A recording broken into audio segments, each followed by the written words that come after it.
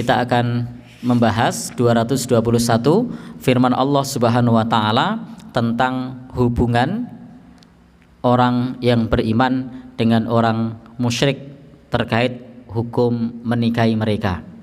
Atau bab ini biasa dimasukkan dalam bab nikahul musyrikat, atau menikahi perempuan-perempuan musyrik, atau sebaliknya menikahkan muslimah dengan laki-laki musyrik. Ini sesuatu yang dilarang.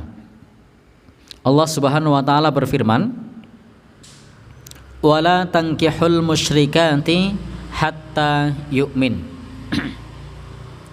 Allah Subhanahu wa taala berfirman, dan janganlah kalian menikahi perempuan musyrik sampai dia beriman.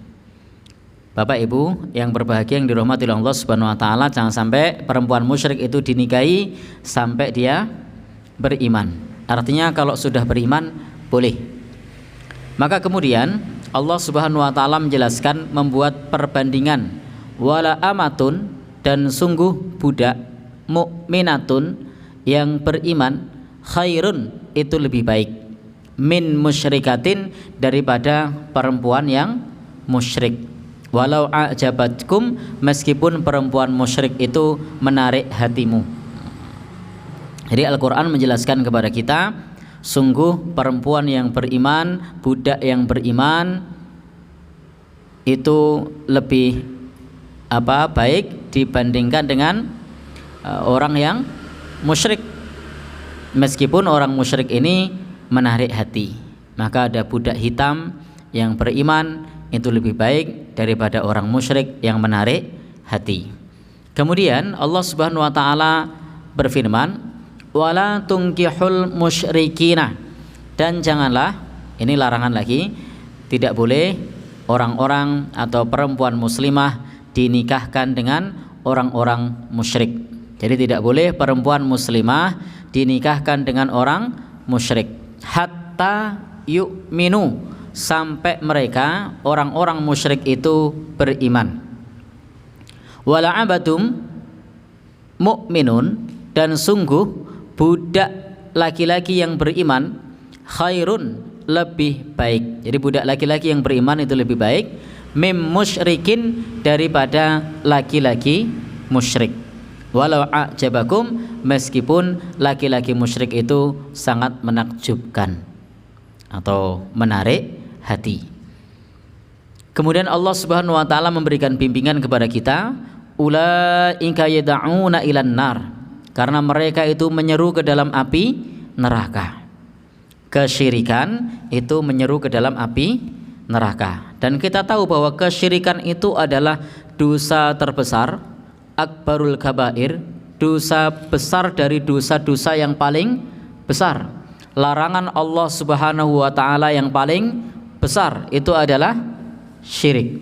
Tidak ada dosa yang lebih besar daripada syirik. Tidak ada larangan yang lebih terlarang dibandingkan dengan syirik.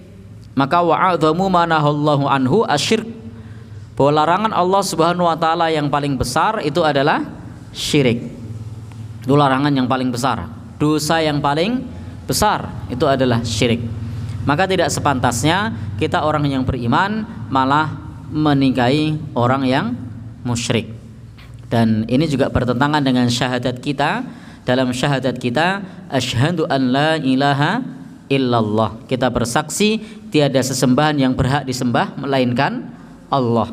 Bagaimana mungkin seseorang yang dia bersaksi tidak ada sembahan yang berhak disembah melainkan Allah, lalu hidup berdampingan, hidup bersama dalam satu rumah kepada orang yang menyembah selain Allah? Itu uring-uringan terus tuh keluarga itu, karena yang disembah beda, prinsipnya beda. Jadi yang satu tiap hari bikin sesaji, yang satu bilang mubadzir. Apa yang terjadi? Ini tidak akan ketemu. Itu baru dilihat dari sisi duniawi saja, itu sudah tidak nyambung. Apalagi kalau dilihat dari sisi kajian yang terkait dengan ukhrawi, bahwa kesyirikan itu diancam masuk ke dalam neraka. Itu lebih berat lagi. Bapak Ibu yang berbahagia yang dirahmati Allah Subhanahu wa taala, Orang yang musyrik itu ketika mau melakukan sesuatu harus dihitung dulu ini harinya pas apa enggak, ini pasarannya bener apa enggak ini. Sementara kita sebagai seorang muslim, orang yang beriman, kita cukup bertawakal kepada Allah Subhanahu wa taala. Maka di sini Allah membimbing kita, ulaika yad'una ilan nar. Mereka orang-orang musyrik itu mengajak ke neraka. Jadi menyeru kepada neraka. Kenapa? Karena ini adalah larangan Allah untuk berbuat syirik, larangan yang paling besar. Sementara wallahu yad'u ilal jannati wal maghfirati biidnih. Allah Subhanahu wa taala menyeru ke surga dan menyeru ampunannya dengan izinnya.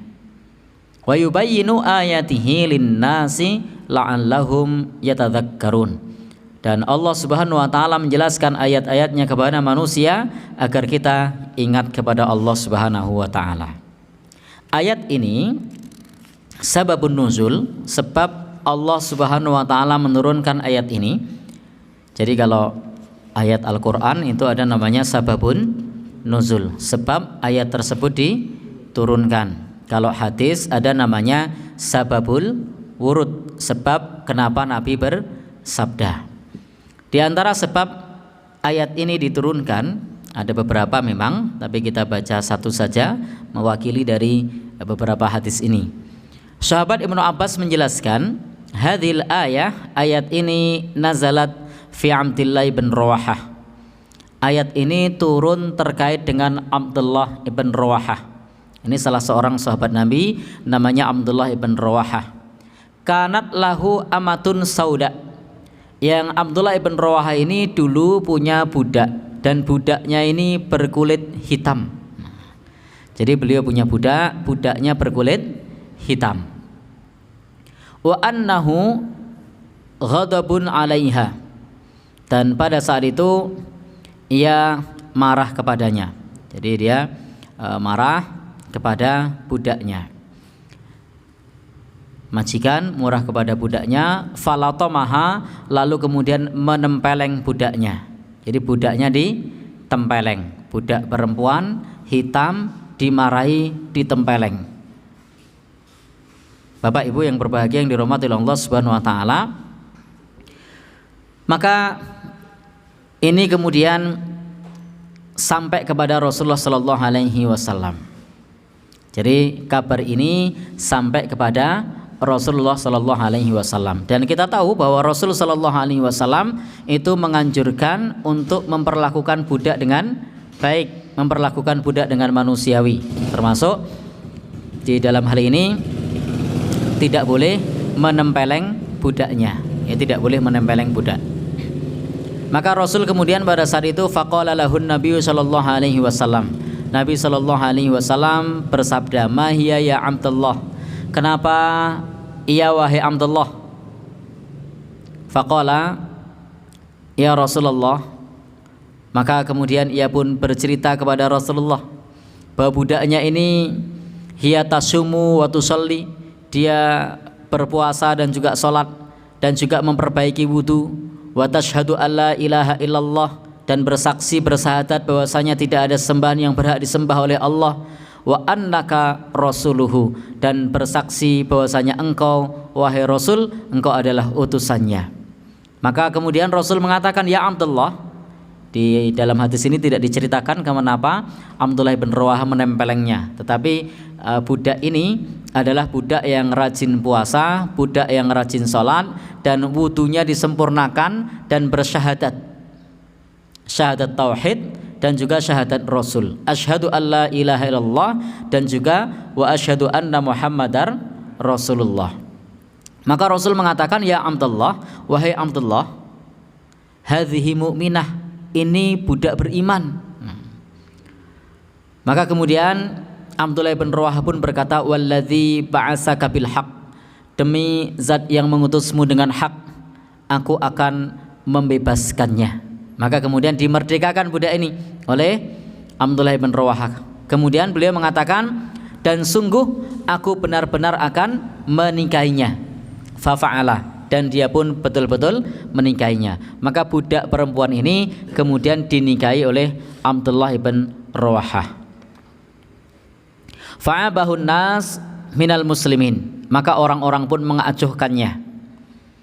Jadi orang-orang pun mengacuhkan keadaan Abdullah bin Rawahah yang memerdekakan budaknya kemudian menikahinya. Karena bagi anggapan orang, menikahi budak perempuan yang hitam itu bukan perbuatan yang terhormat bagi kalangan orang-orang pada saat itu.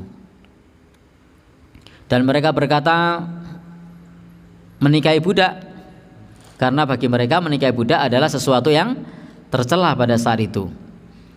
Wakanu, dan padahal dahulu mereka sangat senang fi nikahil musyrikat. Jadi kalau mereka menikahi perempuan musyrik itu mereka senang. Jadi mereka rogbah fi ahsabihin, mereka senang karena keluarganya, karena nasabnya. Padahal yang dinikahi adalah perempuan musyrik. Tetapi ketika yang dinikahi perempuan yang beriman, karena perempuan ini budak, karena perempuan ini warna kulitnya hitam, maka mereka mengacuhkan dan mengabaikannya. Maka fanazalat hadhil ayah, ayat ini kemudian turun yang menjelaskan bahwasanya menikahi perempuan yang beriman meskipun dia budak, meskipun kulitnya hitam, itu lebih baik dibandingkan menikahi perempuan musyrik. Ayat ini turun terkait dengan kisah ini. Bapak dan saudara yang berbahagia yang dirahmati Allah Subhanahu wa taala. Jadi di sini penjelasan di dalam ayat ini sangat tegas kepada kita bahwasanya kita tidak boleh menikahi perempuan semata-mata karena kecantikannya, semata-mata karena kekayaannya. Tetapi hendaknya kita ketika menikahi dzatadini afdal, karena agamanya, maka itu lebih utama. Jadi menikahi karena agamanya itu lebih utama, bukan karena semata-mata kecantikan, bukan semata-mata keturunan, bukan semata-mata harta. Tetapi ingat, dalam syariat itu semua menjadi pertimbangan. Kecantikan, nasab, harta itu menjadi pertimbangan. Tetapi yang utama itu adalah agamanya. Kalau dapat empat-empatnya alhamdulillah. Tetapi kalau kemudian dapat ketiganya kok tidak dapat agamanya, maka sungguh rugi. Itulah kenapa agama diletakkan di akhir. Jadi agama diletakkan di akhir supaya dapat keempat-empatnya. Kalau tidak dapat agamanya, maka tinggalkan. Karena yang utamanya adalah agamanya. Meskipun dia bukan orang yang kaya, bukan yang cantik, nasabnya tidak baik, tetapi kalau dia adalah orang yang agamanya baik, maka itu boleh dipilih untuk menjadi pasangannya. Bapak dan Ibu, di bab ini bagaimana kalau kemudian menikahi orang ahli kitab? Karena di dalam ayat ini larangannya adalah menikahi orang musyrik. Tidak disebutkan menikahi ahli kitab, yakni Yahudi atau Nasrani. Allah Subhanahu wa taala berfirman, "Wala tankihul musyrikati hatta yu'min," dan janganlah kalian, ini tidak boleh bagi kita untuk menikahkan atau menikahi perempuan musyrik sampai beriman, ala hurmatin nikahil majusiyat wal wasaniyat. Ini jelas haramnya menikahi perempuan majusi, perempuan penyembah berhala. Ini jelas dilarang. Wa ammal kitabiyat, tetapi bagaimana dengan perempuan ahli kitab?